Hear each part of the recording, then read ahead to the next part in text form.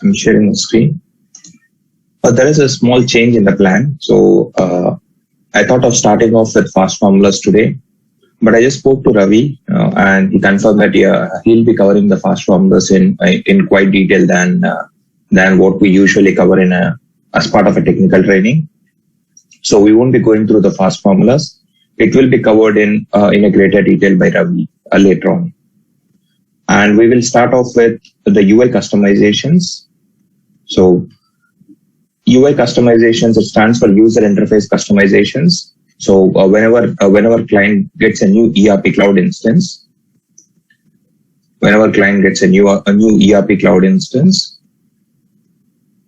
it comes with a default theme. Okay, it comes with a default theme, a default logo, and a default homepage layout. And many a times clients do ask us to change the look and feel of the application. Okay, so when it comes to UI related changes, there are two types of changes that you can get. One of them could be regarding changing the theme and appearance of the application. So which could be like client might ask you to upload their own logo here, and they might ask you to change the homepage layout to a banner layout. So what you're seeing here in the middle, this is called as a homepage layout. And the homepage layout that instance comes with by default is a newsfeed homepage layout. Okay, so instead of the newsfeed homepage layout, some clients might ask us to change it to a banner layout so that they can see everything on the same page.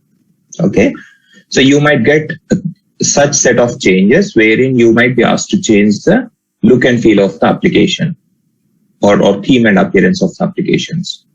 Okay, and apart from that, you could also get a page level changes as well. Say for example, if you go into my client group and if you go into say a new person, okay, if you try to hire an employee,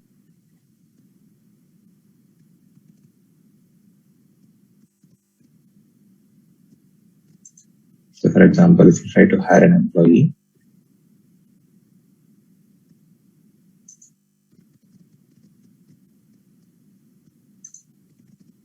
so you see the fields here, and client might ask you to make some changes to the fields here. Say for example, they might ask you to change the label of hire date to start date. So these are the page level changes. They might ask you to change the label, or say the client might ask you to make one of the field as mandatory. Say for example, they might ask you to make a gender as a mandatory field, or they might ask you to hide the date of birth field. So they might also ask you to make a page level changes as well. That's another set of changes that you can get. Like they might ask you to change the properties of the fields. And when they ask you to make the properties or change the properties, there are two ways you can do it. So those changes that client requests might be based on conditions, or they might not be based on conditions. Say for example, a client might say that change this hire date to start date, and that should happen for all. So whoever comes into this screen, and irrespective of any conditions, the label should change to start date. Okay, so the changes at the page level can be based on conditions, or they can be without any conditions. Okay, so say for example, let me just fill in the basic details here, and let me go to the next page.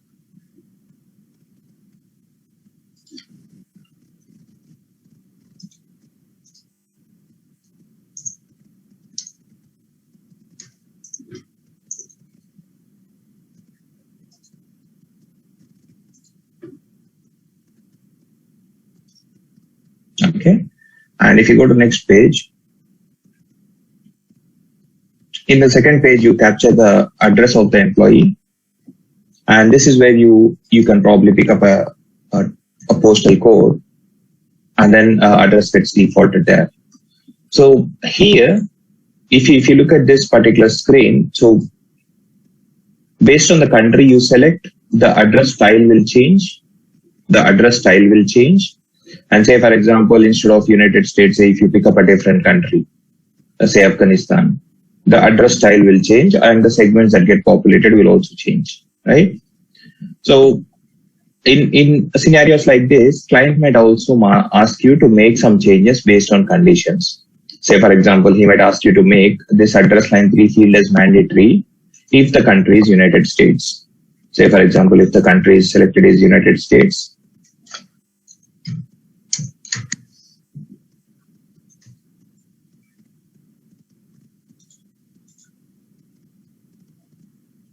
then he might ask you to make this field as mandatory.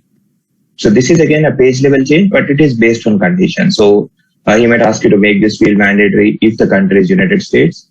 And he might also ask you to change the label of it, and that too based on conditions. So can you achieve the page level changes based on conditions as well? Yes, you can do that. There is a language called expression language, which you can use to write in the conditions for these sort of page level changes. Say, for example, if you have to make a field mandatory based on conditions, or if you have to change the label based on conditions, in such cases, you can write the conditions using EL, expression language.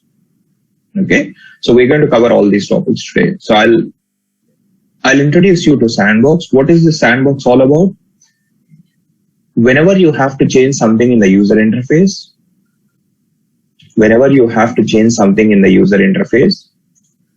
you cannot directly do it. First, you need to create and activate something called as a sandbox.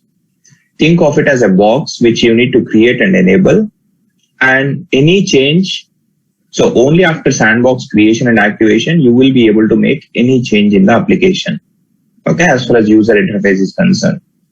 You won't be able to change theme, appearance, or the fields without creating a sandbox. So your first step is to create a sandbox, activate it, and then you get into a sandbox mode. Then you can make a theme or appearance level changes or the page level changes, and then you can publish the sandbox to deploy the deploy the changes to the instance. So how do you create a sandbox? Okay, so to create a sandbox, first of all, say let's pick up these changes. Let's say a client has asked us to change the theme and appearance of the application. How do we do it? So you scroll to the right and you see a configuration option there, and you can see appearance in there. Click on it. And when you see here, you see that the current theme is set to default. The current theme in the application is set to default, and you don't see an option to change this. You don't see a drop down here, right? So what that means is you cannot change the theme unless you create and activate a sandbox. And that is again listed on very clearly here. So a prerequisite for any UI related changes, creation and activation of a sandbox. And you can do it by clicking on this task here, which will take you to manage sandboxes page. Or if you want to go from home page, go to home page. And under configuration, you have a sandboxes navigation option. Click on it.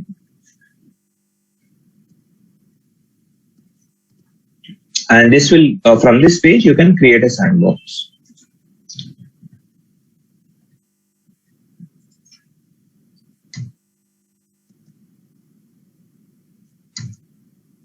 Okay.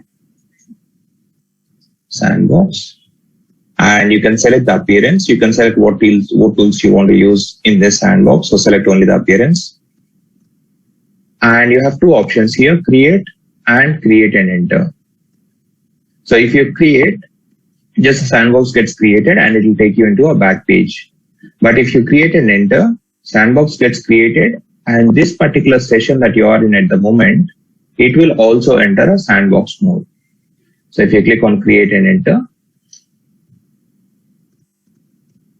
you will notice that the session enters into a sandbox mode.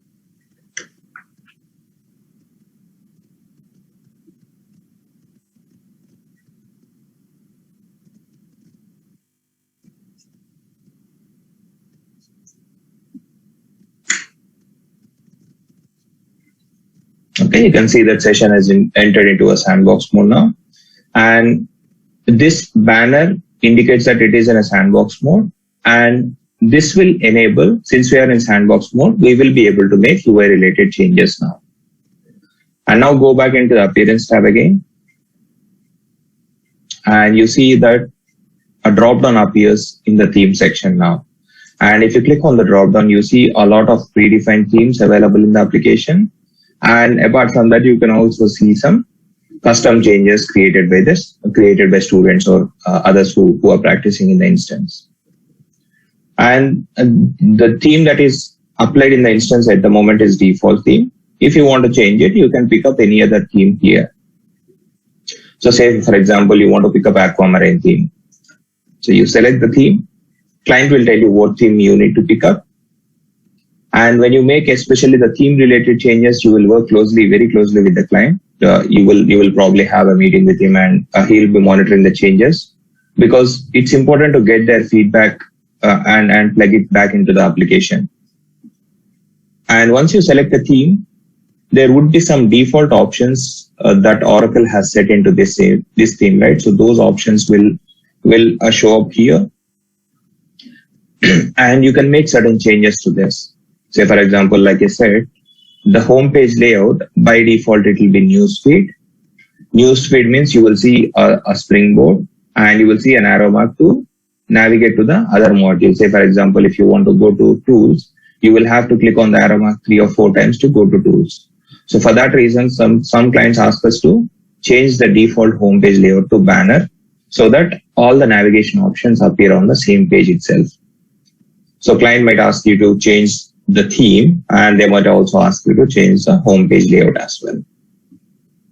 And when it comes to logo, yes, there is a predefined Oracle Lite logo getting displayed in the application, and client might ask you to upload their own logo in here. So what do? You get the logo from the client and you click here and you see an option, change it to file. And when you change it to file, you get a file picker option.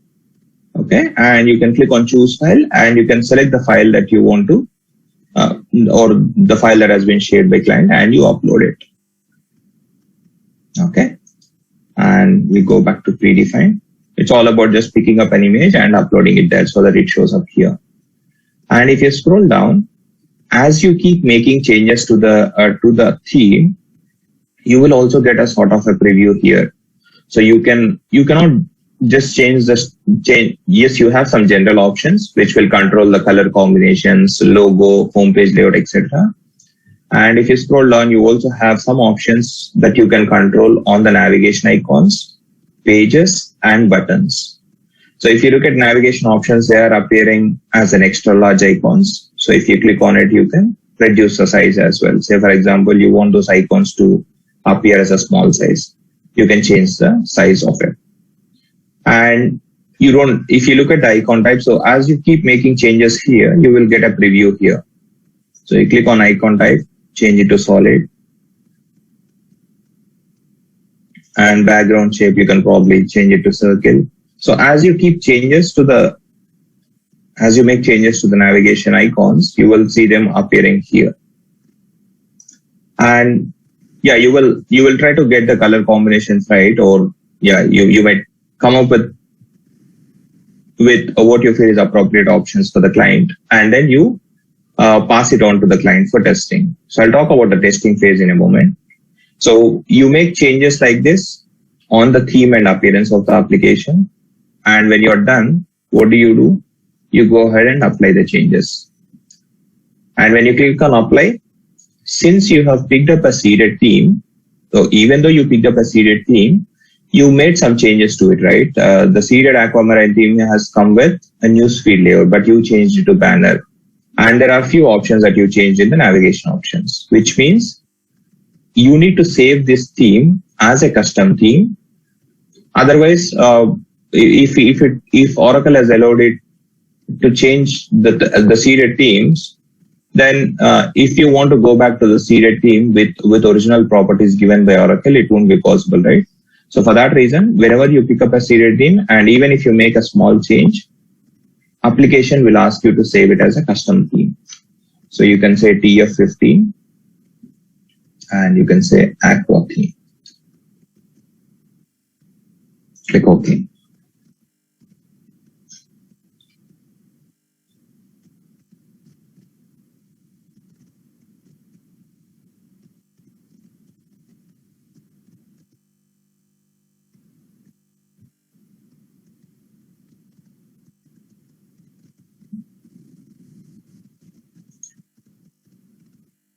Okay.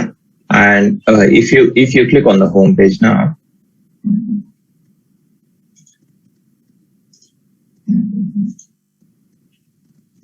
what do you notice? So the look and feel of the application has changed completely. You see a completely different theme. And if you scroll down, the homepage layout has also been changed to banner layout, because of which you're seeing all the icons on the homepage itself. And if I want to go to tools and schedule process, I don't need to click on the arrow mark now. So all I need to do is from the homepage, I just have to scroll down, click on tools and click on schedule process. Okay. So, and you could see that the options or navigation icons are appearing with the options that you have selected. You have selected small size and you have selected circle symbol, right? So that's why they are appearing like this. So you make changes like this, and where do you think these changes are sitting at the moment? So we have changed the application, right? And we were able to see those changes getting reflected in the instance now, or in this particular session. Let me try to log into the same instance from a different browser. And you will notice that these changes will not appear in there.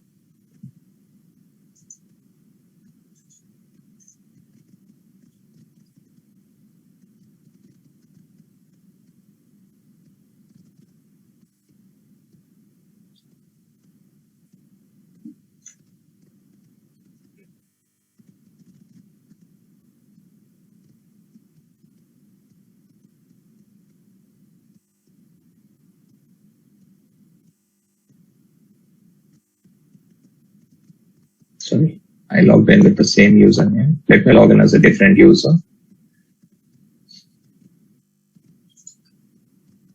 So for example, you log in as a different user into the application. So for example, log in as fusion.funk user.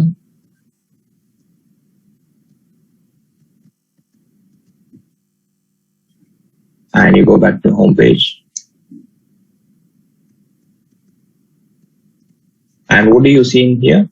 The theme of the application is, or the application is looking like what it was before we make these changes, right? So, yeah, or in simpler words, we didn't, the change that you're seeing in this particular session are not getting reflected for others at the moment. So what that means is, yes, the change that you have done are getting reflected in the session, but they are not deployed yet to the application. Okay. And these changes, the change that you have done now, like creation of new theme and activating it, is captured in the sandbox. So that is why sandbox creation and activation is quite important, and it is a prerequisite. So even if I come out of this sandbox, if I say apps and sandbox, even the current session, even in this session, will go back to the previous state. So what do you notice now? You'll notice that the session has been refreshed and it also has gone back to the previous state. That does not mean we have lost all the changes that we have done. We have created a custom theme, right? So that change has been safely captured in the sandbox that we created and activated. Okay. So the way we normally make UI changes and release them for testing is, as a developer, you create a sandbox, you enter into that sandbox mode, you make the changes, UI related changes, like changing the theme and appearance of the application. And then those changes will get captured in the sandbox. And when you want to release those changes for testing, what do? You will pass on the sandbox name to the client. So you will pass on the sandbox name to the client or the testing team. And what the testing team will do is, you won't directly publish the sandbox.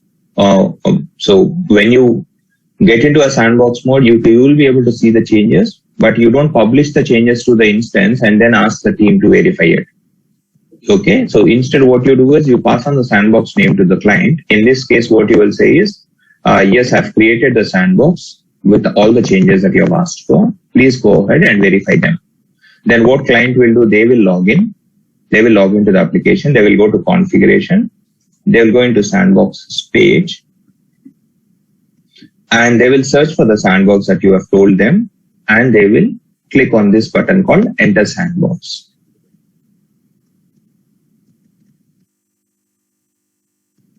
And when they enter the sandbox that you mentioned to them, they will be able to see all the changes that you have done.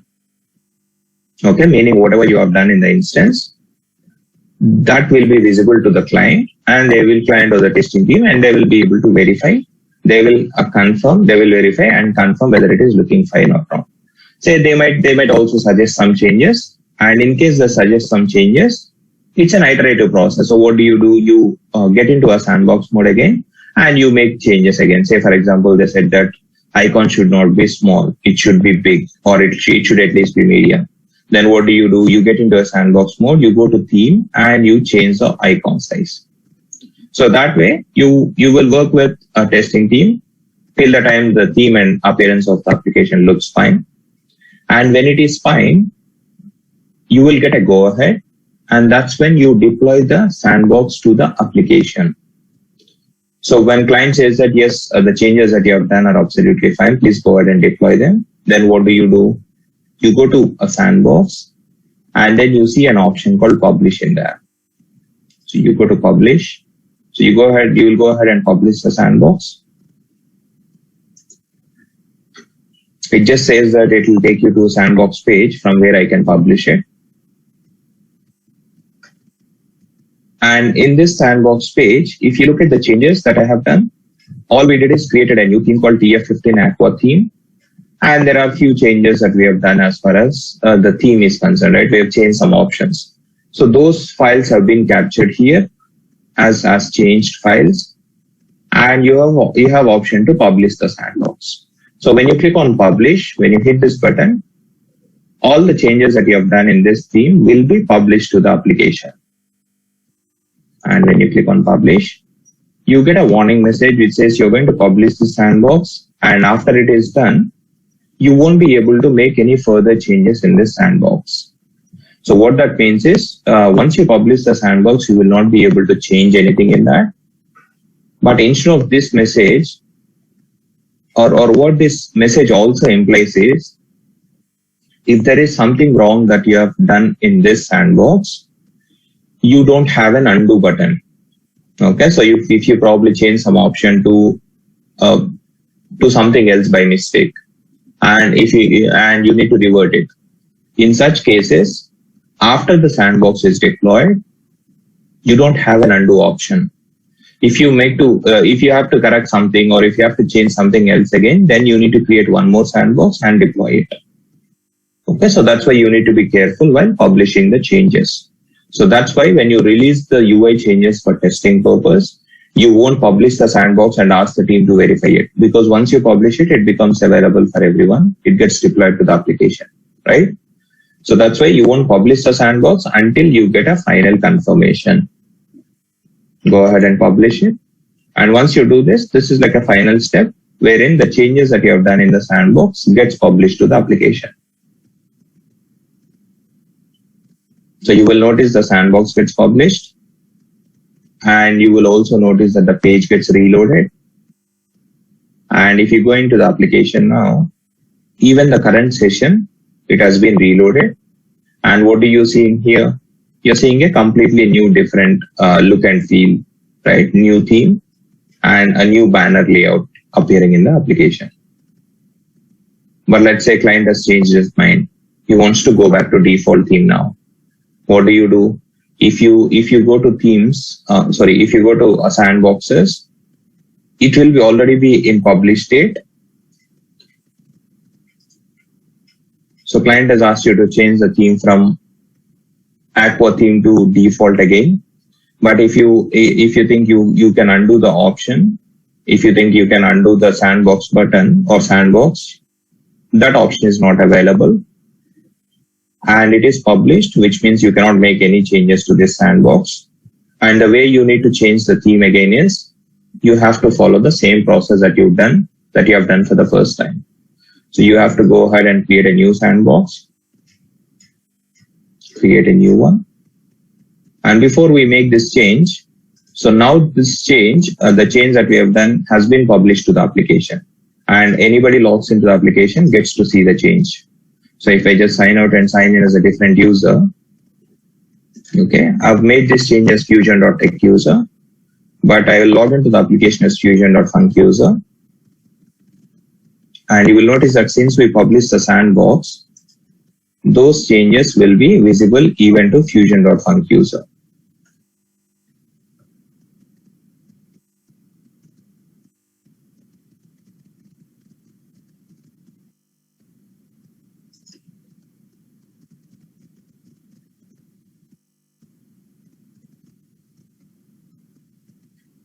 Okay, so you notice that even the changes will be applicable for everyone who logs into the instance.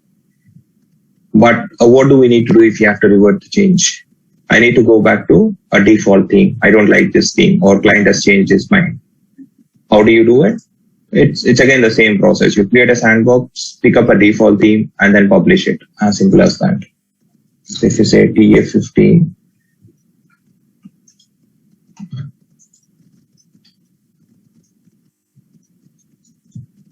sandbox correction, maybe, or sandbox 2, create and enter.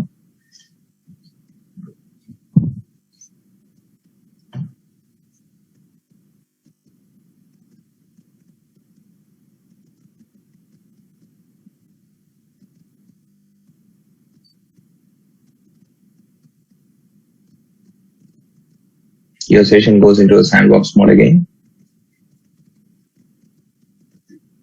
And you scroll down, go to configuration, go to sandboxes. Sorry, not the sandboxes, go to appearance.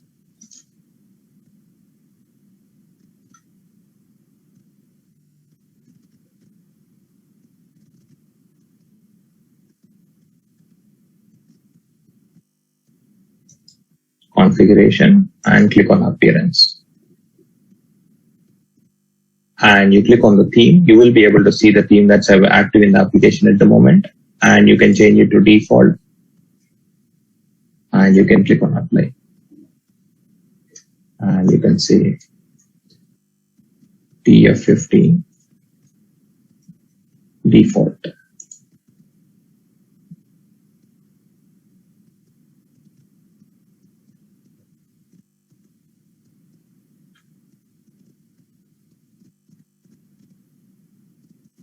And you see that the application status has been changed, or application theme has been updated. And you go ahead and publish the sandbox to make the changes available for everyone.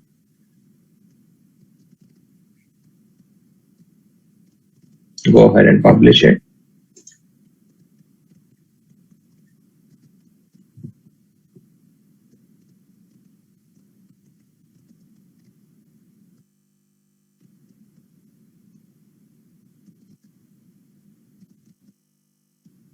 Okay, so once you publish it, if you notice that the session has gone back to a default theme, the current session, and even if you log into the application as a different user, if you sign out and sign in back as a different user, you should see the default theme in the application now.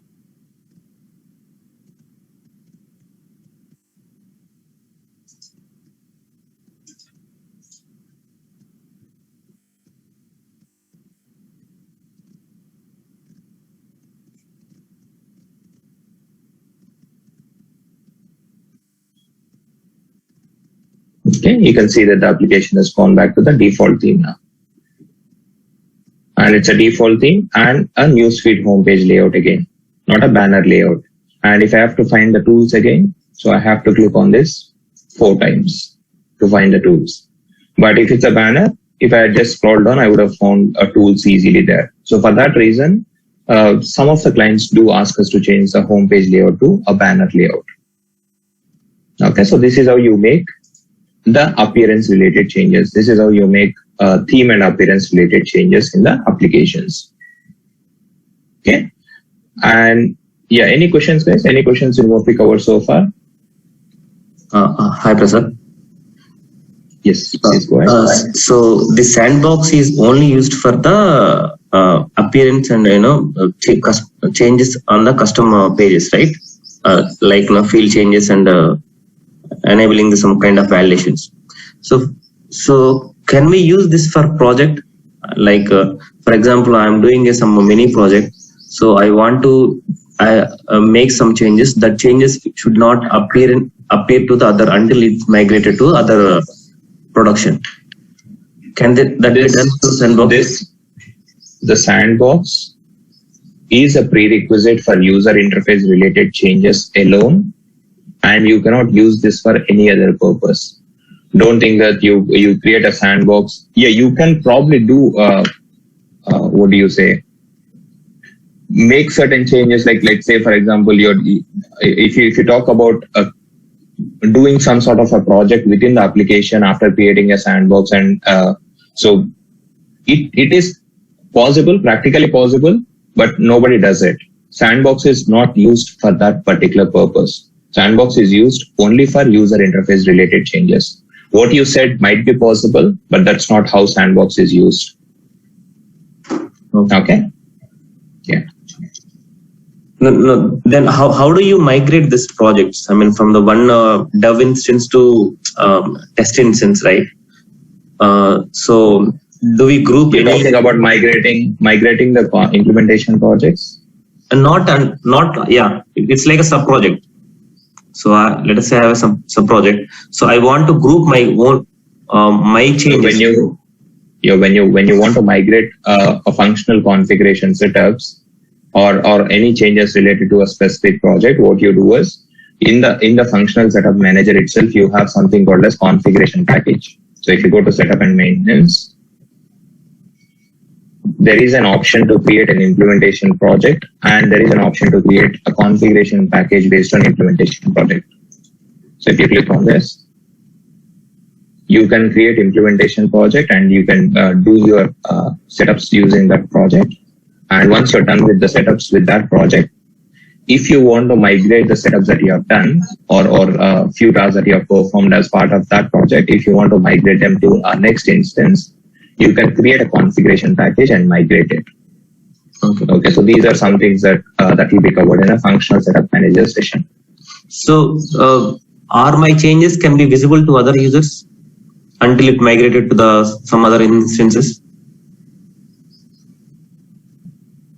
Now, give me one example. What do you mean by changes? Okay. So you want to create a business unit. Okay. So can we take that as an example? Okay, yeah. You just take an example, but I don't want that business units to be shown to other users until it is get migrated to some other instances. Now, why? So when you define a business unit or when you perform certain tasks, there is a security available at each and every level, right? So if you create a business unit, say for example, and until you give access of it to others, they won't be able to see it anyway. They won't be able to perform anything in there. So I'm not particularly sure what exactly you're looking for. What exact question you have? Okay. For example, now if you are in a public cloud, right? Okay. So I made some changes to the setup, but I don't want this setup to be affected to other users. No, that you cannot control. This is I think you've don't think that you can use sandbox for use cases like that, wherein you can make application behave the way you want and let the application behave the way others want it. So that's not how the sandbox behaves. This is simply think of it as a box which you can activate to capture only the user interface related changes. Don't try to use this, exploit this for performing the setups, making changes, etc. This is not meant for that. Okay. Yeah. Thank you. Yeah. Thank you. And now let's look at how to make a page level changes. So we've seen how to change the theme and appearance of the application, right? Apart from these, how do you make a page level changes? Say, for example, I've given an example of hire an employee page, right? So if you go back to that example,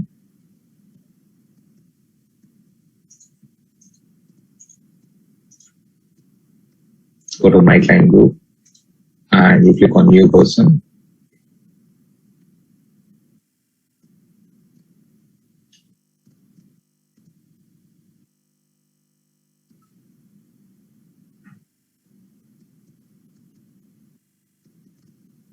And click on hire an employee. Say, for example, you're trying to hire an employee. And on this page, so client wants you to change this hire date to start date.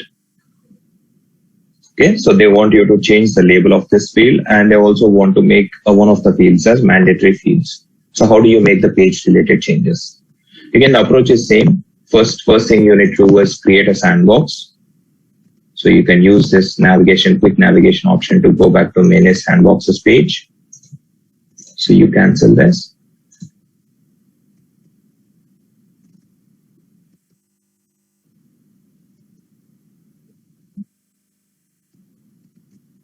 Create a sandbox.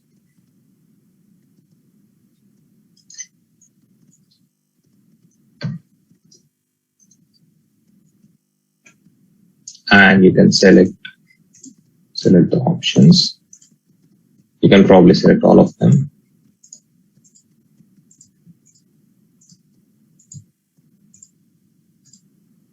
And you click on create and enter so that your session enters into this sandbox mode. And then we start making the page level changes.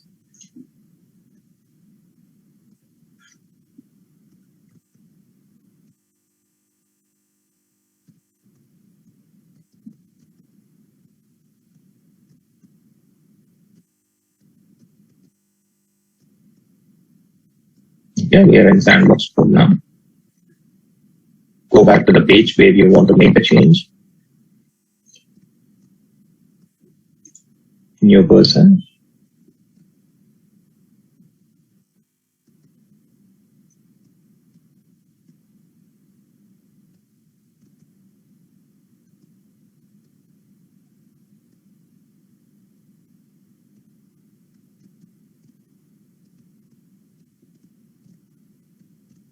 And this is a known bug.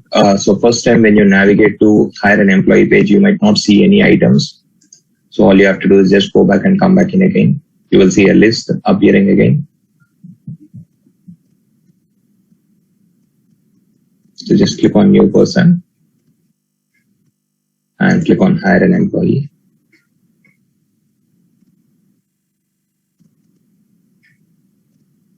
And so what did client ask us to do? He asked us to change this label from hire date to start date. He doesn't want to see this as a hire date. So how do you make the change? Before you make any page level changes, within that page, there would be some mandatory fields, right? So ensure that you fill in all the mandatory fields on that page and then start making the page level changes. Otherwise, the mandatory fields will keep interfering with your changes and you will get a pop-up message saying that fill in hire reason, fill in legal employer. So application will prompt you to enter values for mandatory fields first, and only then it allows you to make some page level changes. So let's fill in some details on. Let's fill in the mandatory fields first, and then we try to change the page, change this label. So you select hire.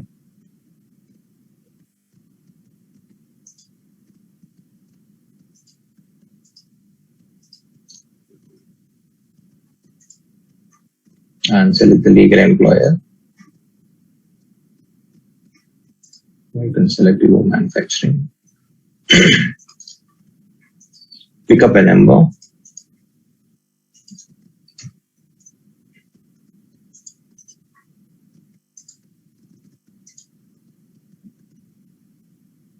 And in here, so now that we have filled in the mandatory fields, I can go ahead and change the label of this. How do I change it?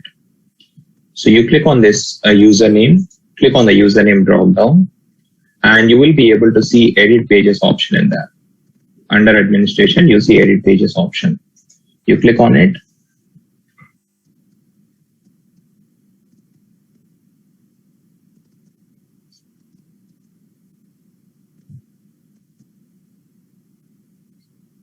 And you see an additional section appearing at the top here. So go into the select tab, and that will let you select Okay. So for some reason, the number that we have selected has been wiped out for person number field. That's okay. But if you click on select now, it will let you pick up a field and see the properties if you go into a select tab. So go into select tab and you notice that the mouse symbol, mouse pointer has changed into a sort of a plus icon, right? And that will let you, so this plus icon indicates that you can select a field now and see the properties of it. So I want to see the properties of this field, hire date, click on it. And after you click on it, you wait for 2 or 3 seconds. It will take some time for these options to pop up. And once those pop up, you click on edit component. And when you click on edit component, you will be able to see the properties of that particular field. So what can you change on these component properties? So you can change the label. You can make the fields as read only if you want, meaning you see them, but you won't be able to change anything. You can make them as required if you want, make the optional fields as mandatory, or you can also change the short description that appears in there as sort of a tooltip, and you can also hide or show the component. So these properties can be altered on the fields that you see on pages. And yes, you can make all the other changes, all these changes, but when you are making optional field to a required field, it's absolutely fine. You can go ahead and do it. But if there is some mandatory field and if clients ask you to change it to optional field, don't commit to them. Ensure that you check if there are any database constraints which might fail if you make a required field as optional field. Say, for example, you see this hire date is a mandatory field, right? So if clients ask you to change it to an optional field, if you try to save an employee, in employee table, hire date might be mandatory field. So in such case, the customization that you have done will make the application fail or will make hiring an employee a process fail. So other changes are fine, but especially when you're making fields as required, ensure that you take those constraints into consideration. You can safely make optional fields as required, but when you're doing it other way around, like changing the required fields to optional fields, please be a bit more careful. Okay, and here, where is the label coming from? It is coming from a binding. So this expression that you see in here, this is called as an expression language, and the expression language condition goes into this specific set of characters. It starts with hash. And the condition goes into these flower brackets. And inside the flower brackets, you will have the condition written. Okay, so this is basically expression language. And it is coming from some bindings, right? So our client has asked me to change this to start date. So what I do, I click on the drop down. I click on expression builder. And I can see the binding in there. I can just take it off and I can say start date. And I can click on test to see if there are any errors or not. And I can click on OK. And I can click on apply. When I click on apply, you notice that the label gets changed here. So you see the hire date getting changed to start date now. And you click on apply. Click on OK. And that's how you make the change. That's how you change the label. And let's say the client has asked you to make one of the fields as mandatory. Say, for example, the gender field, or say, for example, let's take the prefix. So client has asked you to make it as a mandatory field. What do? You just click on that field, wait for the component options to show up. It takes a bit of time sometimes to show these options. So please wait patiently when you're making UI related changes. Okay, you can see the properties now.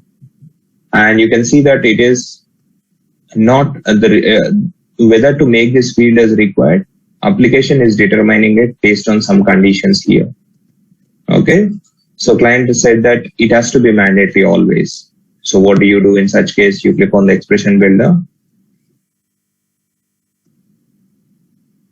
And you can, what is the expression that is being evaluated? Some Boolean flag is being checked and some attribute is being checked if it is equal to y.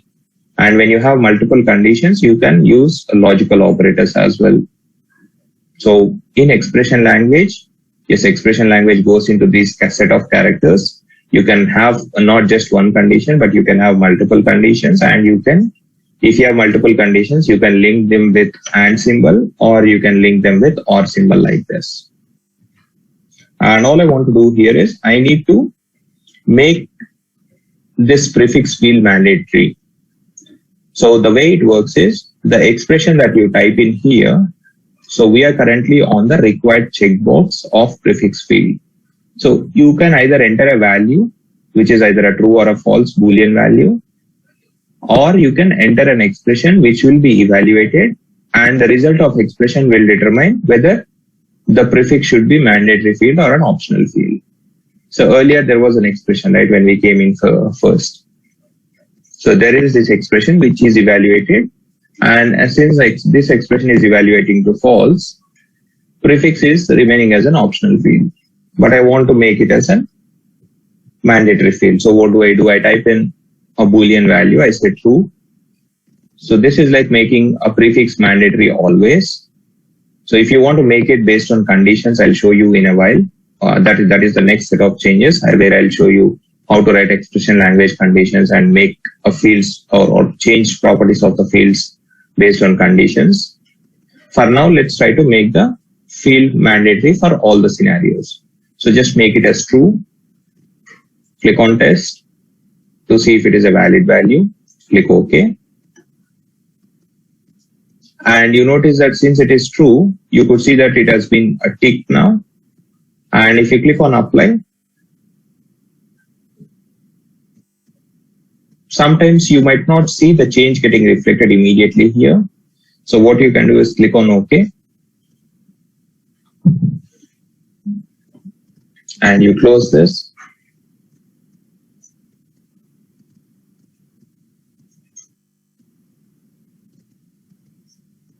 And when you close it, the page gets reloaded.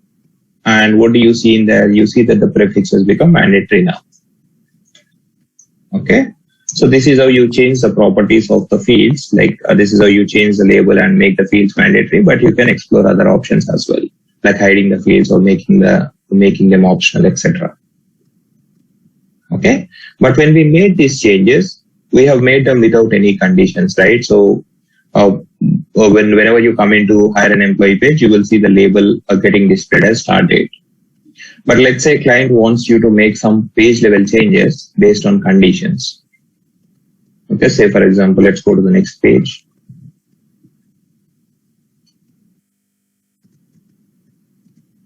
And here you see that we can capture the employee address here, right? So you can, the requirement here is client wants you to make this address line 3 field mandatory. It is optional field at the moment, right? So he wants you to make this address line 3 field mandatory, not always, but only when the country selected is United States. Okay. So if the country selected is something else, this field should remain optional as it is at the moment. Only if the country is United States, address line 3 should become mandatory. How do you make such change? So to make that change, all you need to do is, what's the first thing we need to do? Fill in the fields, right? Fill in the mandatory fields. So let's fill in the mandatory fields. And after we fill in the mandatory fields, edit the page.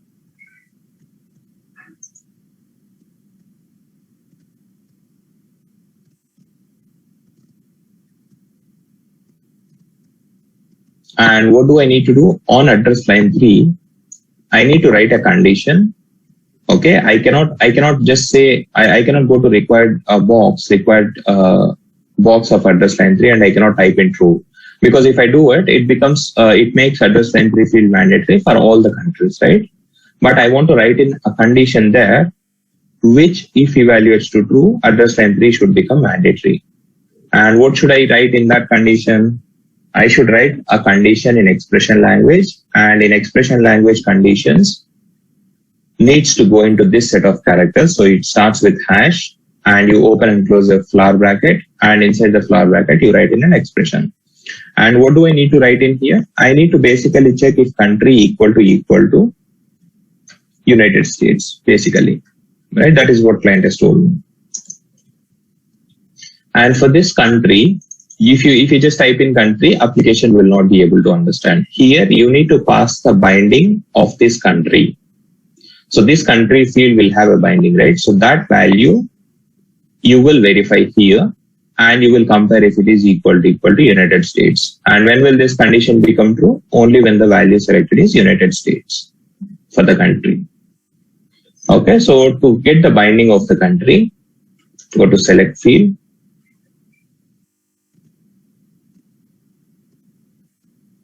And you click on a country field again. Edit component.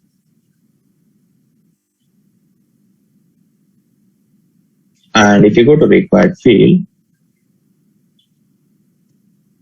sorry, no need to go to required field. What do we need to get from here? We need to get the bindings from here. So this is the binding, bindings.country1 is the binding of the country. Hints and label is fine. We don't need that. So you copy the bindings.country1. And when you want to read the value selected in any particular field, you have to use an expression called input value. So after the bindings of the field, if you say dot input value, then you will be able to, this will give you, dot input value will give you whatever value user has selected in the country drop down. So say dot input value, and you check if the country selected is equal to United States. And if you go ahead and put in this expression on the required checkbox of address line 3, this expression gets evaluated, and only if the country selected is United States, then the address line 3 field, this expression becomes true. And since this becomes true, address line 3 becomes mandatory. Okay, let's go ahead and do that. Click on address line 3.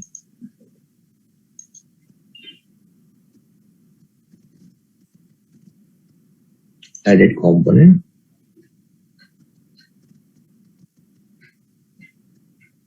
And you can go to required expression builder. And I cannot just type in true here, because if I type in true, it becomes mandatory for all the countries, right? But that is not what we want here. This field, address line 3, should become mandatory only if the country is United States. So how do we validate that? We validate that by writing in this condition.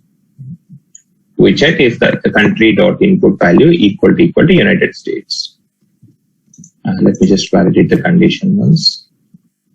Yeah, dot input value equal to United States. Click OK. And click on OK again. And now the conditional based changes won't get reflected automatically. So if you want to see them, you have to close the page editor. And then you will be able to see the change after that. Okay, you see the page editor is closed, and you can see that address line 3 field has become mandatory now, since the country selected is United States. And if you click on the drop down, say for example, change the country to something else. So let's say change it to Afghanistan.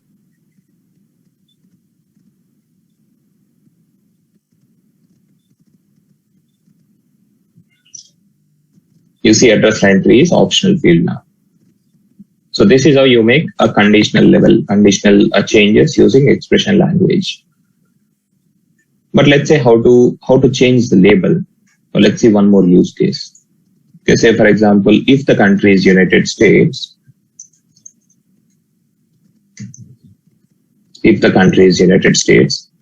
let's say the client has asked you to change the label of address line 3 or to something else.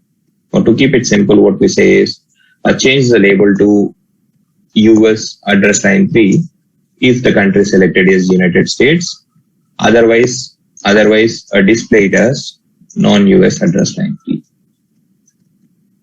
Okay, just hypothetical scenario. So in this case, so if the country selected is United States, the label of this field should change to address US address line 3. Otherwise, the label of this should change to non-US address line 3. So how do you make that change? How do you basically write that condition first if you have to write it using a normal language? So you put in expression language syntax there and you say, you will put in this condition again. You check if the country selected is United States or not. And whenever you put in some condition, if you want a different result to be returned from this expression of when this condition is true and when this condition is false, you can make use of some operator called a ternary operator. So you can, the way ternary operator works is, so you put in a condition at the beginning, and then you put in a question mark. And if this condition evaluates to true, whatever you put in after question mark first, okay.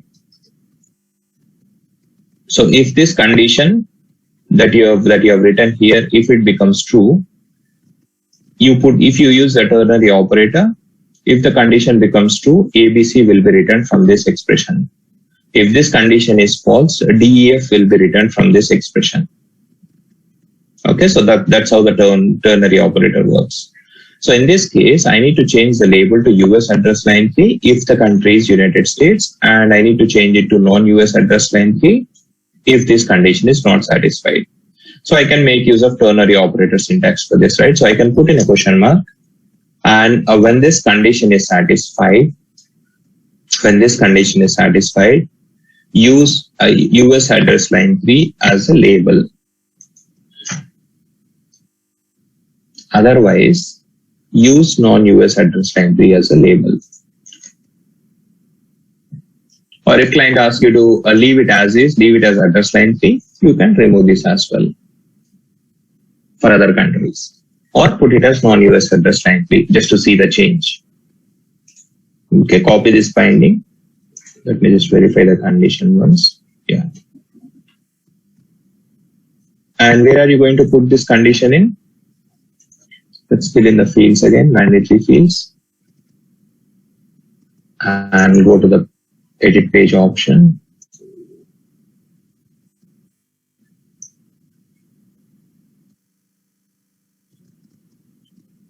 And you go to select tab. And you notice that since the country is United States, address line 3 has become mandatory. So you say test address line 3. And you go to select tab now.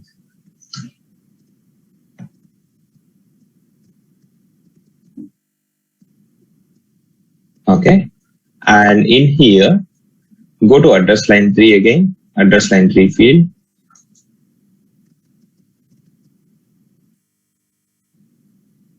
Edit component.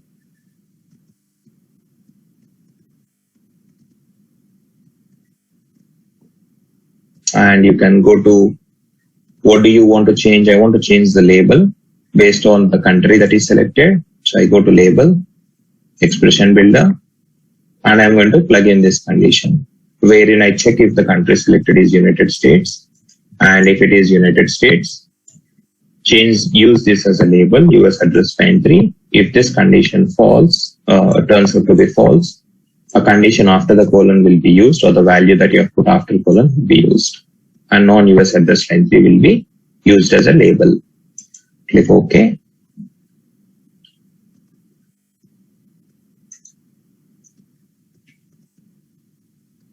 Apply and click OK. And yeah, if you want to see the change, close the page editor.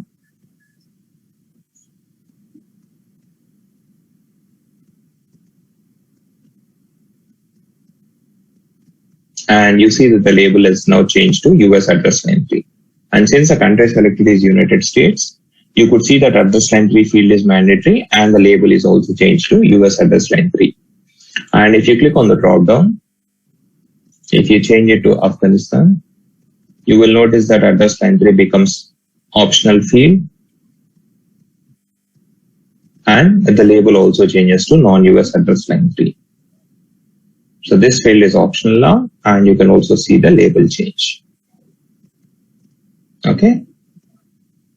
Any doubts, guys? Any doubts in what we covered so far, as far as how the page level changes can be done with the expression language conditions and without them? Okay, I will take it as no. There is this expression language syntax. There are many possible combinations that you can use in expression language. If you want to read more about it, just go to Google and type in expression language syntax for ERP sandbox. You will get hundreds of conditions in there, or there are hundreds of other ways you can write in the conditions. Okay. Now let's go ahead and see how to make some other changes as well. Say, for example, a client has asked you to add a new page. So when I say this, don't think that you can build a new ADF or a OAF page and deploy to ERP Cloud. In eBusiness Suite, it is possible. If you are probably a technical consultant, let's come out of this page. If you are probably a technical consultant, and if you have worked on the extensions part, in eBusiness Suite, it is possible to build OAF or ADF pages, and you can deploy them to the EBS application. But in ERP Cloud, you don't get access to database, you don't get access to the file servers, which means you can't deploy any new pages. But what you can do is, you can add new navigation options. So when I say pages, think of them as a navigation option. Say, for example, if you're seeing the modules here, right? And you're seeing the groups here, and under any particular group, and if you select a particular group, again, you are able to see the pages available within that group, right? Or the navigation options. If you want to add a new navigation option here to launch some other application or to launch some other web page, you can do it by using a sandbox. Say, for example, there is a product called Oracle Integration Cloud, which clients can use to build VBCS applications. Okay, so and those VBCS applications, they act as extensions to ERP Cloud.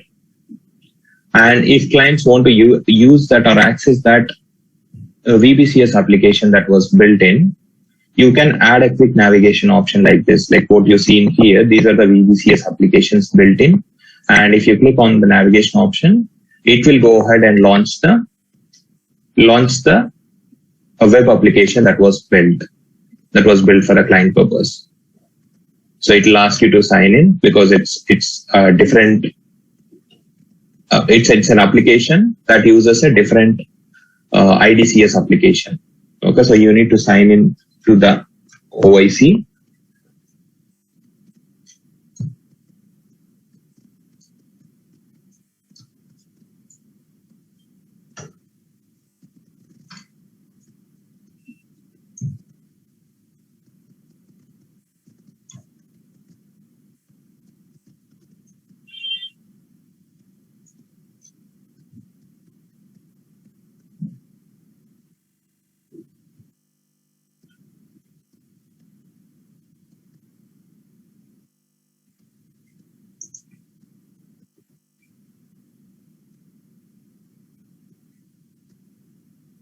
I'm not sure what happened here.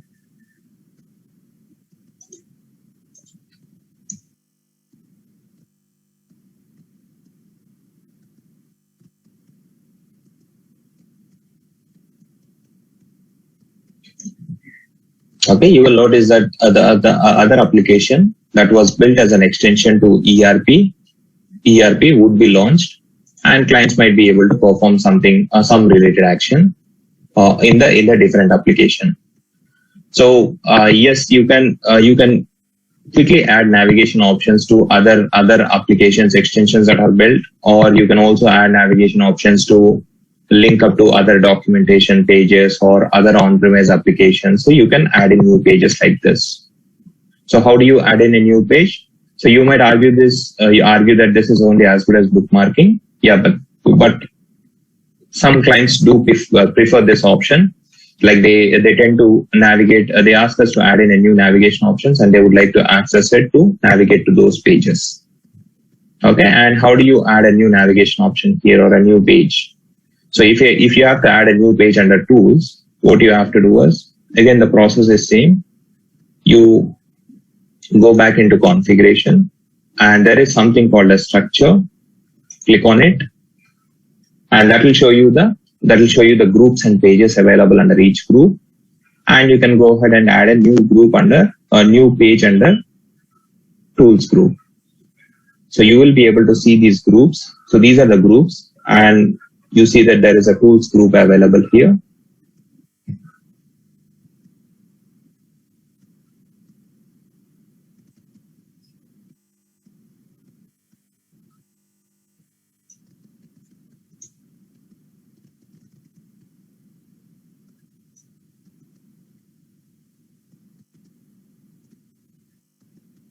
You see the tools group available there. And if you expand it, you will be able to see the pages under the tools group, right? So you see those applications. Those are all appearing in there because they are options showing up as pages here. And if you want to add in a new navigation option under tools, what do? You go ahead and click on create here. You can create a new group altogether and you can club all the other navigation options into a different group, or you can create a new page entry under an existing group.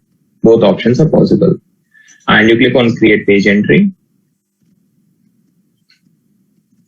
And when you do it that way, you give it a name. Say, for example, you say, as an example, I'll show you how to link up Oracle Cloud documentations. So you say Oracle Cloud Docs.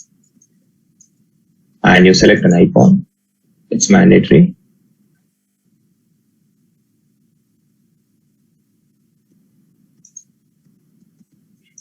And select an icon that makes sense.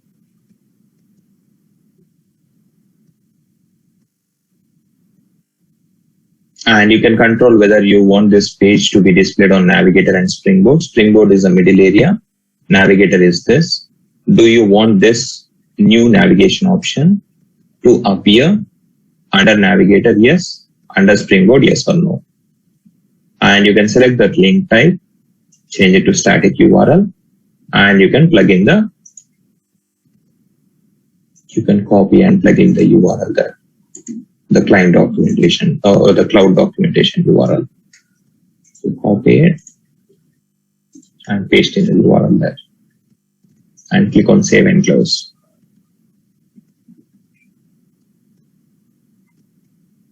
And if you go back to the home page.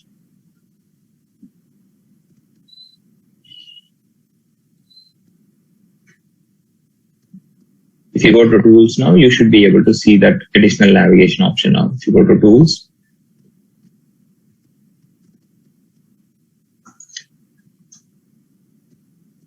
I believe we didn't change the group, I believe.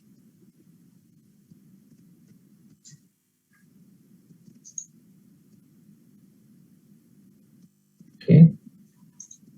I think we didn't select the tools group. Put a structure.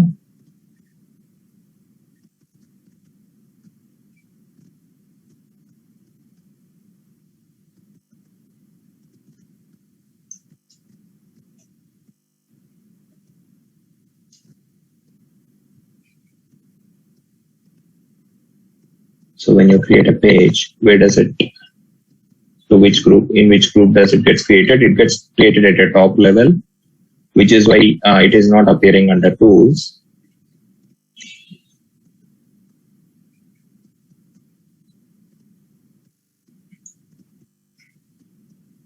So if I just scroll down,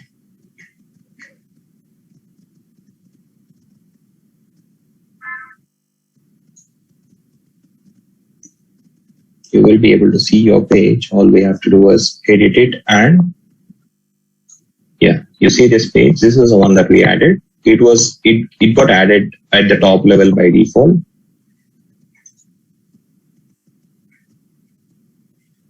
Yeah, I want to move it to a specific group. I want to move it to tools group.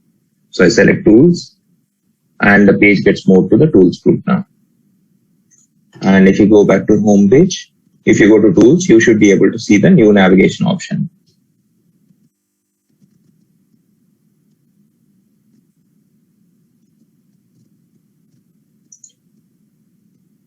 And under tools, you see a new navigation option now called Oracle Cloud Docs.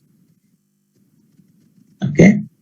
And if you click on it, it will also Oracle Cloud documentation link. And I've just, as an example, I've shown you how to plug in an application link. But what you usually plug in here is the other extensions that are built in, like a VBCS application, or if there is any other third-party applications that your client is using, you can plug them into ERP Cloud and access them like this. Okay. And if you want to add a new page, so we have added a new navigation option. But this becomes visible for everyone, right? We didn't had a chance to restrict this based on role. But if you want to add a new page and if you want to restrict them based on role, you can add it by going into configuration options. There is an option called page integration. You can create a new page using page integration. And when you do it using this, you will have an option to select the role only if the user has that role, which becomes visible. So if you want to restrict a new page to be visible based on role, then instead of adding the new page from a structure option, you can add it from a page integration option. So if you go to page integration, if you click on new page, you get an option to pick up the application role. This is a drop down. And say, for example, if it's an accounts payable on-premise application, then what do? You plug in that application URL here, and you select a role called accounts payable manager, so that only the user who has accounts payable manager role assigned will be able to see this new navigation option. Okay. And before I open up the session for questions, let me just quickly walk you through. So we have created 3 sandboxes today. And when it's time to migrate the changes, to a higher instance or a new instance, there are 2 ways you can do it. One, you can directly, or the obvious approaches, and this is what most of the people use as well. So they go ahead and make the changes again in a fresh application by creating a new sandbox. And whatever conditions they would have written in the dev version, they would have the conditions readily available with them. And at max, usually in an implementation project, you will see around 5 to 10 changes, UI related changes, not more than that. Very rarely you might have more than 10 UI related changes to be done in an instance. And in such cases, what we normally do is we normally copy the bindings that we need to plug in or conditions that we need to plug in, like this one and this one. And whenever we get a new instance, I said your UAT, you go in there, create a sandbox, quickly plug in these conditions and deploy the sandbox. That's a manual approach. But in the latest releases, you've got a new migration option available for sandboxes. So if you want, instead of doing the manual activity, you can migrate the sandbox changes with the help of packages. So what you do is, let's come out of the sandbox mode. I haven't used the migration approach. I used to do it manually because it's hardly 4 or 5 changes, and it doesn't make sense to use migration approach for that. Because in migration approach, very often you end up with lot of unnecessary issues, or instance related issues to be specific. So but if required, you can use this option. So if you go to configuration, under configuration after sandboxes, you see a migration option there. Click on it. And when you click on it, you see 3 options in there.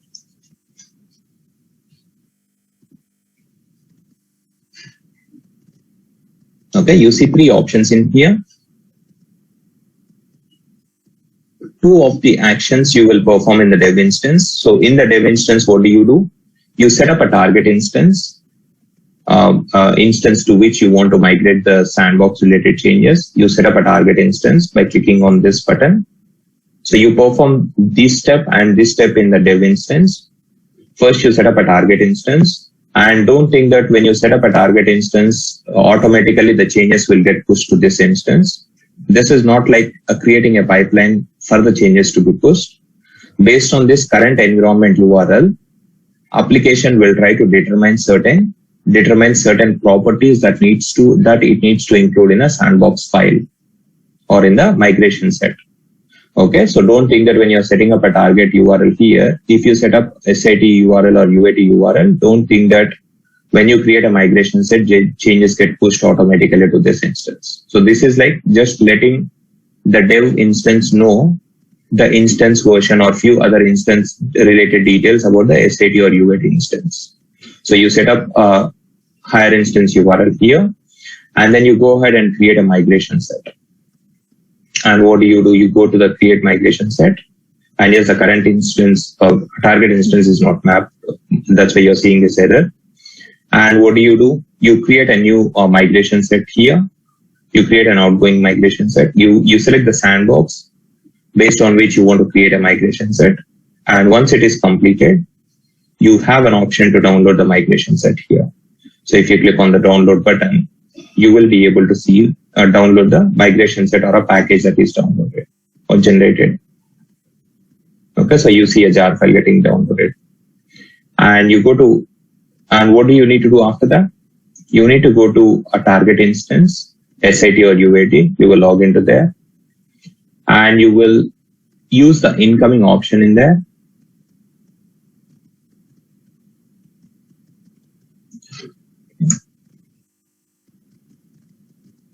So these two actions you perform in the dev instance, and the third action you perform in the higher instance where you need to import the changes. So for some reason the incoming button is not working. So you see that the application goes into an error now.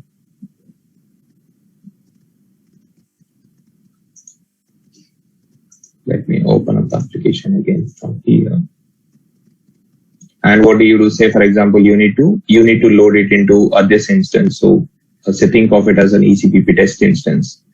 And if you want to load in the sandbox changes here or migrate sandbox to this instance, you go in there and you select the incoming option, and you click on upload migration set in there, and you click on upload migration set, and you pick up and once you do that, and when you do that, you pick up the jar file or a migration set that you have exported in the previous instance.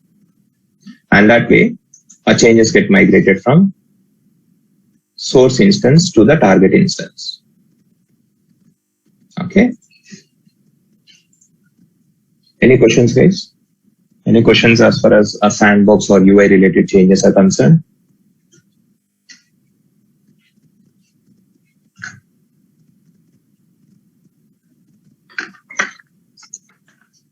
Okay, I'll take it as no. And what I'll do now is we'll start off with a next topic. Since we have half an hour more, we'll start off with FRS reports now. And FRS reports it's a pure function, pure financials concept. So in case like HCM extracts is a pure HCM concept, right? So similarly, FRS reports, financial reporting, it's mainly used only in finance modules. And I'll give you a brief overview of FRS reports. We will execute one report and see how it works today. We'll try to understand the basics of FRS reports, and probably next weekend we will start building. We will build a new custom FRS report. Just give me a minute, guys. Let me get a demo instance URL for that, because FRS reports needs a lot of information or a lot of data to be displayed for the reports to make sense. So for that reason, for FRS, we'll use a public demo instance. Sir, kindly share the PPT. Yeah. So this PPT has already been shared with everyone. Already, admin has already done it.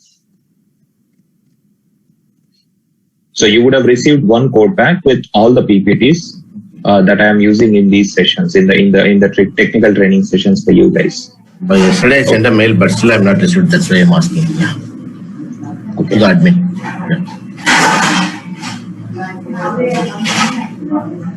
I will. Okay. Others have already received it, so I'll send it only to you. Thank you. Yeah.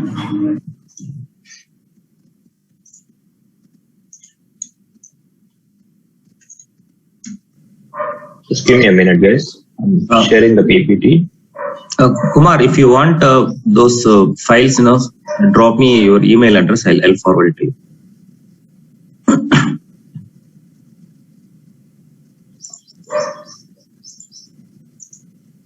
Yeah, I've sent it, Sesh Kumar. Please check. Please download it from the chat.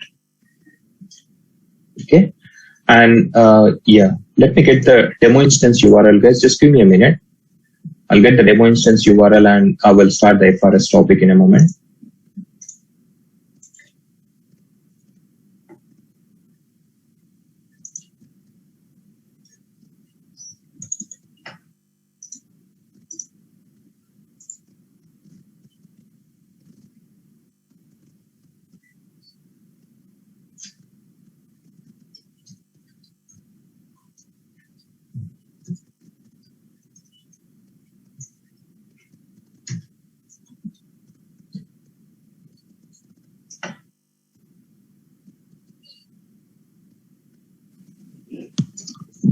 Hello, Prashad. This is Soni here. Yes, Soni. Actually, can we know what type of BIP report is possible for SCM? Like, can I get an overview? Like, what type For of HCM, you will have employee assignment report. You can have some reports related to core HR, like employee and their assignment information, or for payroll you might have different reports. So if you are looking for a use case for HCM, let me share one PPT here which you can use as a reference in case Yes, you want please. to. Yeah, I will share it with everyone. In fact. Okay, thank you. So since we have people from all different streams here, we covered a finance example for BIP and we covered OTBA example for HCM. Yes. But let me share the PPT of HCM. Others also can please copy it. Yeah, you have a use case in there which you can practice. Okay, thank you so much. Thank you.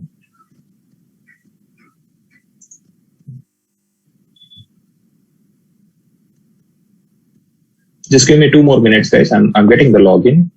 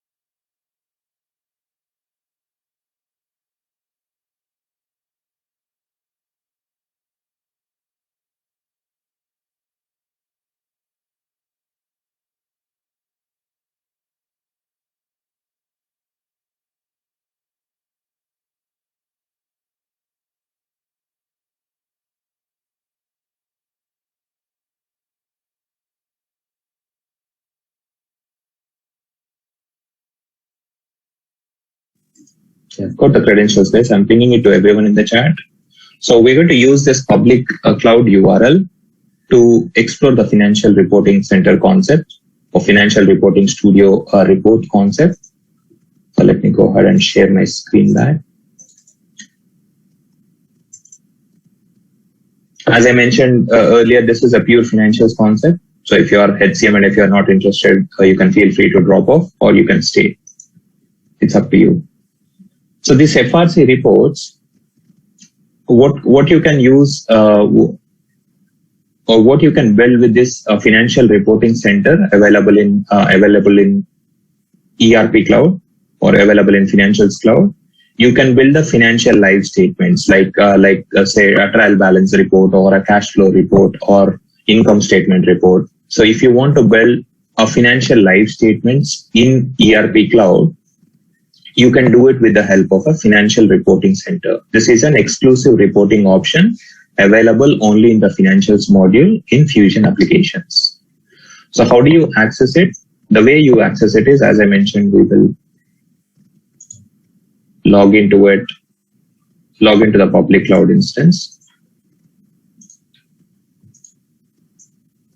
And I'll show you how to access the financial reporting center and how to run a report.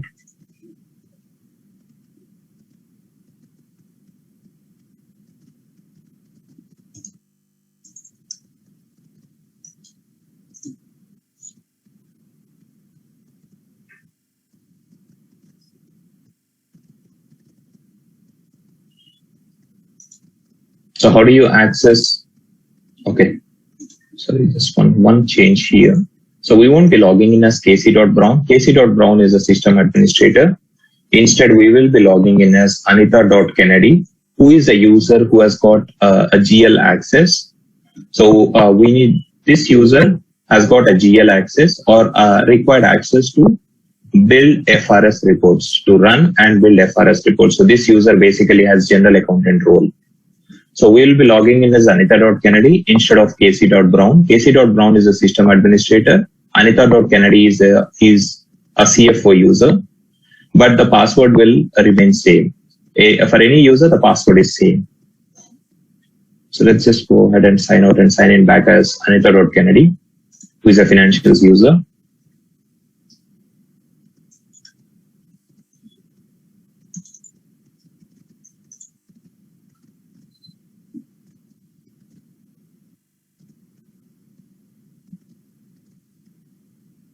Update password. And the way you access FRS work area is, so you go to others, and in the others tab, you will see an option called Financial Reporting Center. So if you want to see this option, you need to have a role called General Accountant assigned to your user profile, and Anita.Kennedy user has that role. And if you click on this Financial Reporting Center, this is where you can execute the financial reports from. So, okay, you've got 3 tabs in there. You can, if you have marked some reports as your favorites, you can access them from this. A recent tab will show the reports that are executed recently, and all tab will show you all the reports. And what sort of reports can you build using FRS or FRC? So there are a few terms that might be confusing for you guys. FRC, what does it mean? It means a financial reporting center.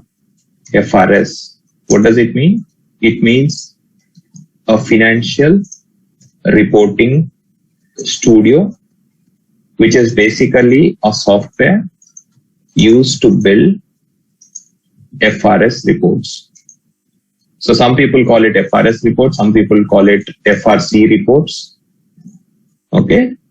So FRC is a work area within the application, that you can use to access and run the FRS reports. FRS, it stands for Financial Reporting Studio, which is basically a software that you will use to build FRS or FRC reports. And what are the examples of financial reporting? What sort of reports can you run from FRC?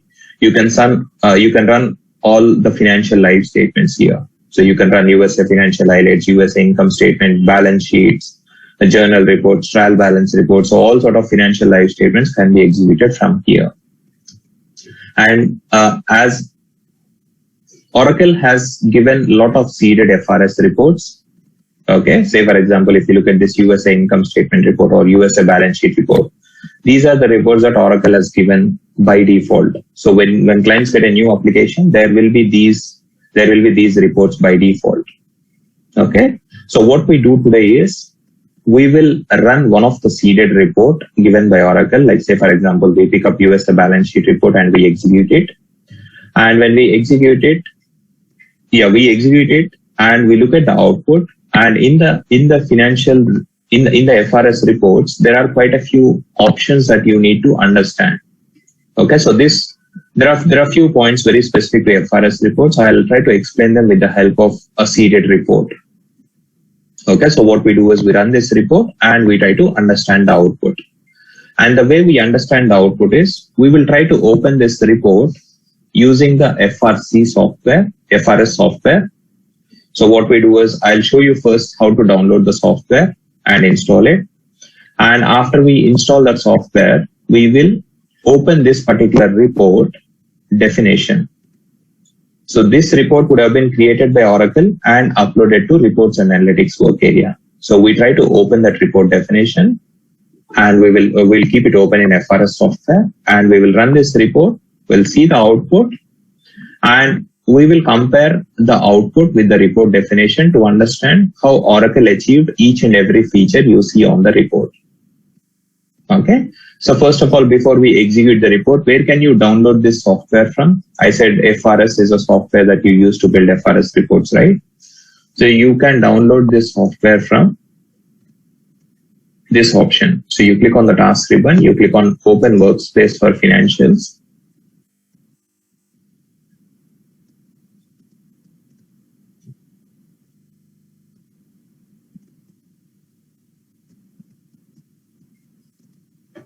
And you click on Tools here, and you click on Install. And when you click on Install, you have an option to download the Financial Reporting Studio from here. Okay, so you can download the FRS software from here, and when you click on it, a software starts getting downloaded. It's basically an executable file. Okay, you will see that an executable file starts getting downloaded. I will pause it. Or rather, I'll cancel it because I have this software already downloaded and installed. So you can download it this way. And once you download it, you will see a software appearing. So if you go to, you will basically get an executable file. And if you double click, and when you install that software, ensure that you install with admin privileges. So let me show you what you can do. So you have this FRC software, right? So you will have this executable file getting downloaded. And once it is downloaded, you do a right click and ensure that you pick up this Run as Administrator option. Okay. So yes, this installation needs admin privileges. So you do a right click and click on Run as Administrator. And once you do that, it's just clicking next, and next until the application gets installed. And once it is installed, you will be able to, if you go to your search box and if you say a Financial Reporting Studio, you will be able to see the application in your search box. And you can click on it. And when you click on it, you will be able to launch the studio and connect to the application. So when you click on the application, it will come up with this login page, and you need to enter the password, and you need to mention which instance you want to connect to. Okay, so let's copy the password of the public cloud instance, and you can paste it in there. Yes, the instance is same. We are using ZVCZ instance, and click OK. I'm logging in as Anita.Kennedy, and that will launch the FRS software. And from the application, we go back and we try to run this USA balance sheet report. And how do you run it? All you have to do is just click on it. And when you click on it, it executes the report and it generates a report output.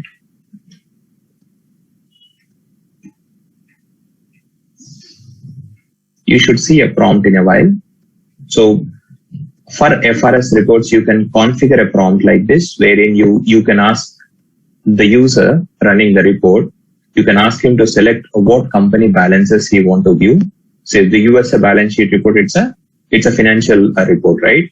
And you can ask user to select the company for which they want to view the balance sheet report. And you can also set up some default values in there. So what default values are there what are the default values available here? 101 company is selected and the total company segment. So if you just go with the default values, click OK, you will notice that the USA balance sheet report gets generated.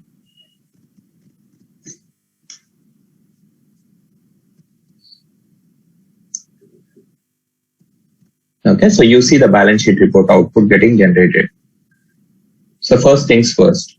So where is this information pulled from? What is basically from where is this information pulled? If you are building a BIP report, what will act as a data source? You would write your own SQL queries, and that will pull the data from a database tables, right? And that is what you do. If it is an OTBI, what do?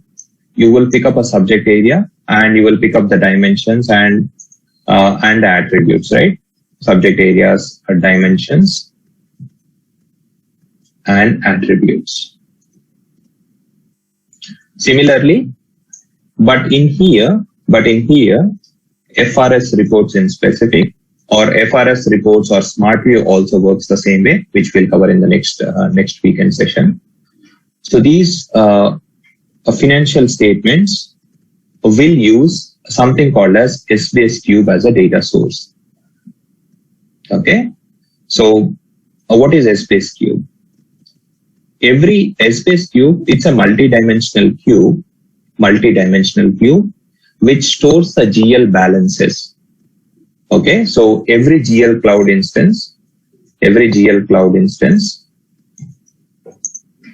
will have an Essbase Cube attached to it. It will have an Essbase Cube attached to it. And there will already be an integration or flow between GL Cloud and Essbase Cube out of the box. So whenever client gets a new GL Cloud instance, there will be an Essbase Cube attached to it. And whenever you do some transactions or whenever you post something in GL Cloud, say you create a journal and you post it, then the balance of that journal or balance for that particular account gets updated in Essbase Cube or gets stored in Essbase Cube. So it is like Essbase Cube is a multi-dimensional cube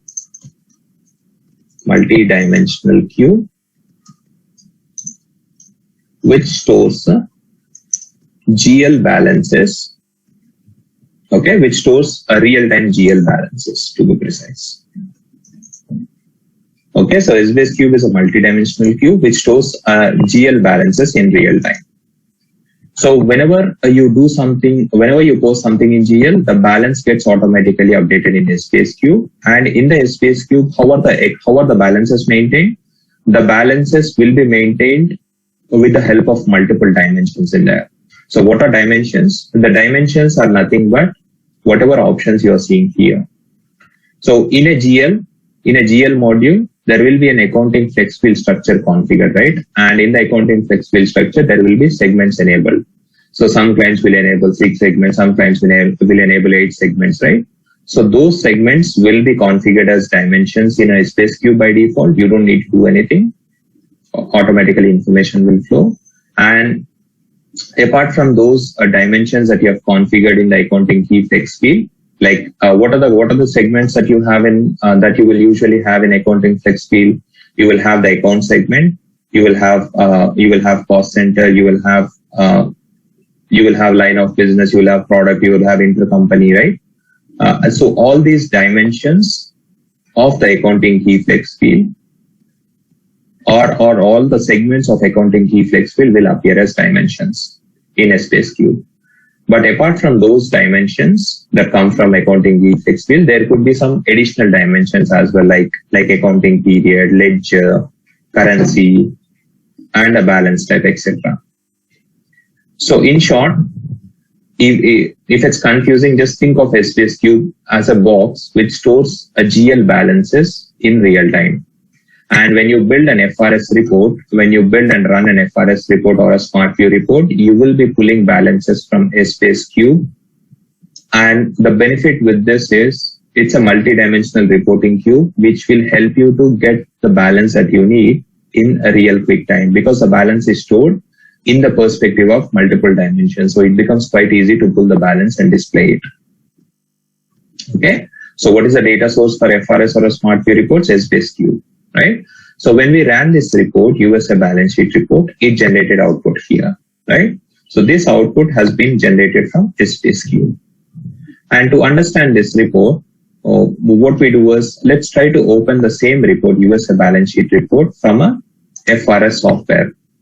So this report would have been built by Oracle, right? And uploaded to reports and analytics work area. And only because of that, you are seeing this report option here. So let's try to open up this report definition. And how do you open the report definition? I have logged into FRS software. I've shown you how to do it. And if you want to create a new report, you can click on the first one. And if you want to open an existing report, you can click on the second option. And when you click on it, you can go to a specific navigation option. I've given the navigation in the PPT. So you go to shared folders, you go to custom folder, and financials after that. You go to fin folder. And under fin, you see a folder called FR.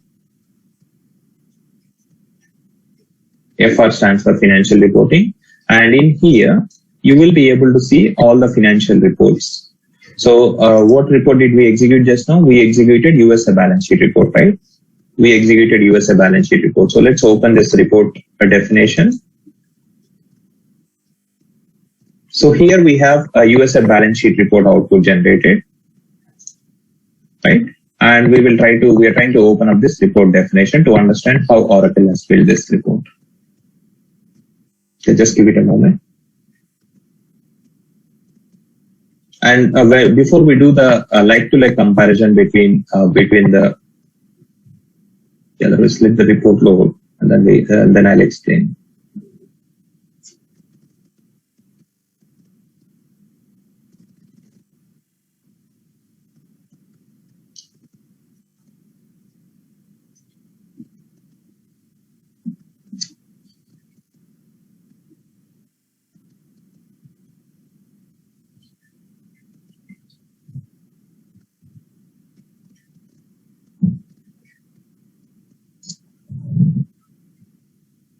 Okay, so if you want to take out these fuzzy lines in the background, you click on that, click on View, and click on Guidelines, and that will take out the fuzzy lines.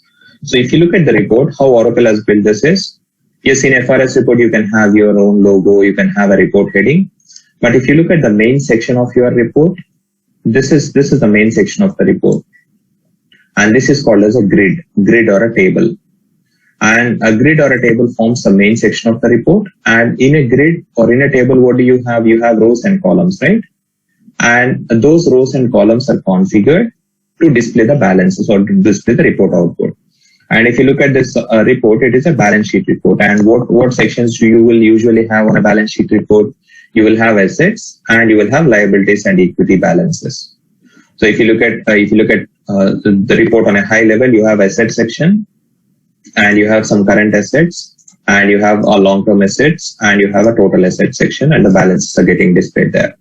And you have a liabilities and stockholders equity section. Yes, you have current liabilities and other non-current liabilities as well, and the equity figures showing up. And you have a total summary fields. And you see that these balances, so these you see a figures against each row, right? So how are these rows configured? So these rows, even though you're seeing, say, let's look at this line. What are you seeing here? You're seeing accounts receivable, right? You're seeing accounts receivable, but you're seeing a balance here. Where is this balance? Where has this balance come from? So to understand it, if you go to the report definition, if you look at the report, if you look at the rows here, the way rows are configured is Oracle has selected a specific account.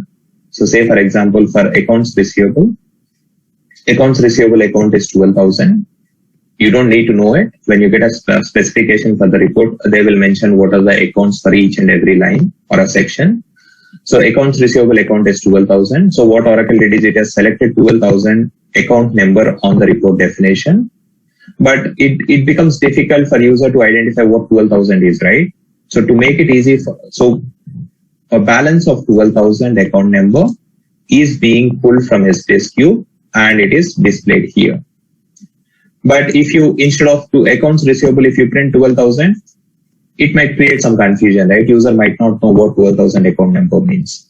So for that reason, what Oracle did is it has selected for the row, it has for each row, in fact, it has given custom headings. So 12,000 is an accounts receivable account, so it has given a custom heading called accounts receivable. So similarly, you have for all these rows, even though they appear like a text row, or a blank text, these are actually the accounts that are selected by Oracle. And for those accounts, the balance has been pulled from Space Cube. And since you can't select, since it doesn't make sense to display the account numbers straight away here, Oracle has given a custom headings for these rows. And you can have three types of rows in FRS report. You can have a header row, you can have a data row like this, and you can have a summary rows like this. So if you look at this this section, you have six current asset rows, right, or 5 current asset rows, and you have a total section printed here. So this is nothing but a sum of these rows. Okay, so which is and how did Oracle achieve it? It has used a summary function. Yes, you can use a certain summary functions in FRS reports, and here a summary function has been used to sum up values from 3 to 7. So it's basically sum of all these values getting displayed as total current asset value. Okay, so that's how rows are configured. Coming to the columns. So what are you seeing in the output? The output is displayed for 12-19 period and a 12-18 period.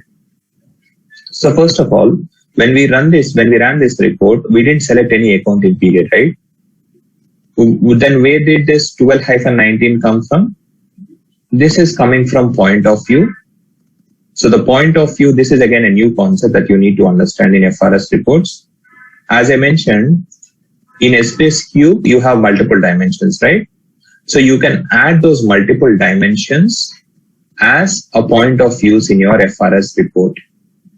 Okay, they are called point of view, POV, because you can run the report and view the balances from those point of views. Say, for example, you are currently viewing the balance from 12-19, but I can quickly change this and run it for a different period. The report gets executed again and it will pull the balances for that other period. Okay, so these dimensions of Space Cube can be added as point of views like this. And for accounting period point of view, there is a default value 12-19 assigned. And again, for these point of views, you can have default values assigned. For accounting period, 12-19 is a default period assigned. And if you look at the columns, the way columns are configured is it has configured 2 columns. Oracle has configured 2 columns, A and C, with a blank column in between. So that's why you're seeing a blank row in the output as well. And where is accounting period picked up for row A or column A? It is picked up from current point of view value for accounting period. So since we didn't select any accounting period, the default value of 12-19 was picked up, and it is displaying the balances of 12-19 period in this particular column. So in this column, so if you look at this particular period, balance, what is this coming from? Or where is this coming from? This is the balance of 12,000 account number, which is accounts receivable account in 12-19 period. Okay, and so we now understood how this column is configured. It will basically pull whatever accounting period value is selected. And if you look at here, apart from the balances in 12-19, the balances are also reported for a same period in a previous financial year. And I believe most of you might already know this, but if you look at the financial reports, especially in financial reports, you don't compare this period performance with a previous period performance. You don't compare 12-19 with 11-19. Instead, you try to compare the performance of the current period with the same period in the previous year. So you don't compare 12-19 with 11-19. Instead, you compare 12-19 with 12-18. If you want to compare 12-18, you will compare it with 12-17. So in financial reports especially, the comparison happens with the same period in a previous year or with the same quarter in a previous year. So what Oracle has done here, it has configured this, the C column as a relative to the first column, as a relative to whatever value is selected here. And it is doing a -13 from that. Why -13? That's because in a financial year, you have 12 periods, right? And apart from 12 periods, you might have one adjustment period as well. So if you take out -13, you will get the same period in the previous financial year. So that's why 12-19 got selected here. That's because 12-19 was a default value. Why 12-18? Because you're subtracting 13 from this. And when you subtract 13 from this, it's 12 periods minus 1 adjustment period. That's why you ended up with 12-18. So if you change this, say for example, if you change this period from 12-19 to say 12-18,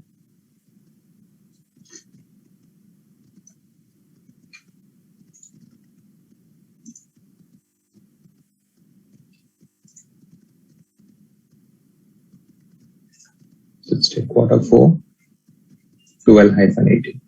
Click OK. You will notice that the report gets executed again and the balances will be pulled. And what do you see in there? So why did this change to 12-19? Because this is pulling the value from here. Why 12-17 here? Because it is minus 13 from this period. So that's how the columns are configured. And for these accounts, in this period, what is the balance that is being displayed here? Okay. And coming to the pages. So if you click on the drop down, you see 2 pages in there. So these pages, if you look at the report definition, how are the pages configured? The pages are configured based on a prompt that we have set up for company, right? So if you look at the prompt, there are 2 values, right? If you look at the page drop down 101 and company, the reason why you are seeing these 2 values is when we ran this report, we got a prompt asking us to select the company segments. We went ahead with the default values, and those default values is 101 and company. And currently we are viewing the balances for 101 company. And if you want to view the balances or view the balance sheet for the entire company segments or all the company segments put together, you click on the drop down and you select company. And when you do that, you see the balances increased, right? So that's because this is the balance of all the companies put together. Okay. So if you click on done, if you run the report again, you will get a prompt asking you to select companies for which you want to view the balance sheet report. Do the selection.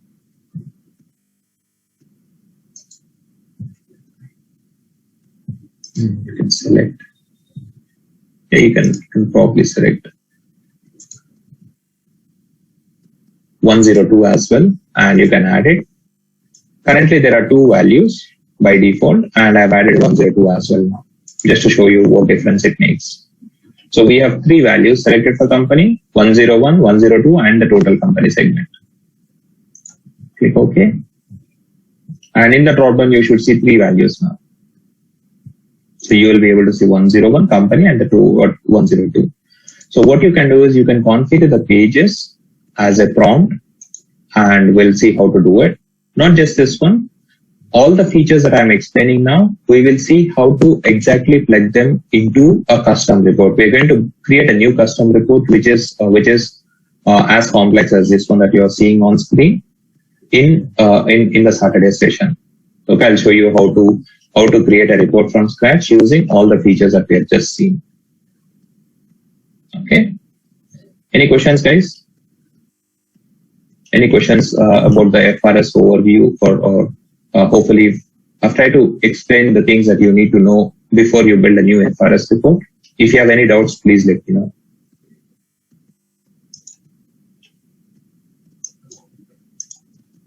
Okay, I'll take it as no. We'll meet again on next Saturday, and we will start off with a new custom FRS report build. Prasad. Yes. Last week you said you will be covering the BIP reports from where you can create from the scratch and you can identify the tables and all the stuff. Did you cover that topic? So that was already done. It was already done. Yeah, okay. It was done. Yeah, please get in touch with admin and ask them to enable videos in case you missed it. Go through it and you can ask me if you have any questions. Okay, yeah. We've had 2 sessions for BIP reports. Go through the videos and let me know if you have any questions next week. Okay, thank you. Yeah. Thanks everyone. Have a good day. Bye.